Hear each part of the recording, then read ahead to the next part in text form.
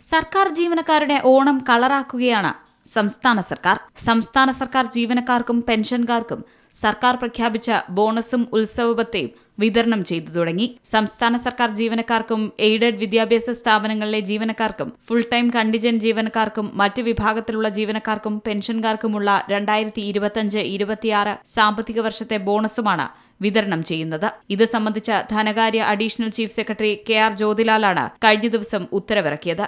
മന്ത്രിമാർ, പ്രതിപക്ഷ നേതാവ്, MLA-മാരുടെ സ്റ്റാഫ്, എയ്ഡഡ് സ്കൂൾ ജീവനക്കാർ, തദ്ദേശ സ്വയംഭരണ സ്ഥാപനങ്ങളിലെ ജീവനക്കാർ ഉൾപ്പെടെയുള്ളവർക്ക് ഈ ആനുകൂല്യം ലഭിക്കും. ബോണസിന് അർഹതയില്ലാത്തവർക്കാകട്ടെ പ്രത്യേക ഉത്സവബത്തയും ലഭിക്കും. ആശാവർക്കർമാർ, അംഗൻവാടി ജീവനക്കാർ, സ്കൂൾ കൌൺസിലർമാർ, കരാർ ജീവനക്കാർ എന്നിവർ ഈ വിഭാഗത്തിലാണ് പെടുക. 1250 രൂപ മുതൽ 3000 രൂപ വരെയാണ് വിവിധ വിഭാഗങ്ങൾക്കായി സർക്കാർ ഇതിന് നിശ്ചയിച്ചിട്ടുള്ളത്.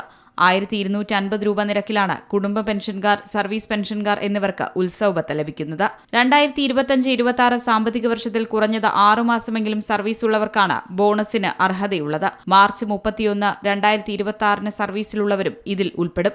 സംസ്ഥാന സർക്കാർ ജീവനക്കാർക്ക് നിലവിൽ പ്രാബല്യത്തിലുള്ള ശമ്പള സ്കെയിലുകളിൽ 49,275 രൂപ വരെയുള്ള തുകയോ, 10ാം ശമ്പള പരിഷ്കരണ സ്കെയിലുകളിൽ 44,462 രൂപ വരെയുള്ള തുകയോ, 2026 മാർച്ച് 31 ആകെ ശമ്പളമുണ്ടായിരുന്ന സംസ്ഥാനത്തെ എല്ലാ സർക്കാർ ജീവനക്കാർക്കും, എയ്ഡഡ് വിദ്യാഭ്യാസ സ്ഥാപനങ്ങളിലെ ജീവനക്കാർക്കും, തദ്ദേശ സ്വയംഭരണ സ്ഥാപനങ്ങളിലെ ജീവനക്കാർക്കും നിബന്ധനകൾക്ക് വിധേയമായി 4,500 രൂപ 2025-26 വർഷത്തെ ബോണസ് അനുവദിച്ചാണ് ഉത്തരവിറങ്ങിയത്.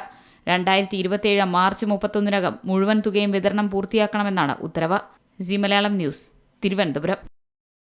ഏറ്റവും പുതിയ വാർത്തകളും വിശേഷങ്ങളും വിരൽത്തുമ്പിലറിയാൻ സി മലയാളം ന്യൂസ് എല്ലാ ഡിജിറ്റൽ പ്ലാറ്റ്ഫോമുകളിലും ലഭ്യം.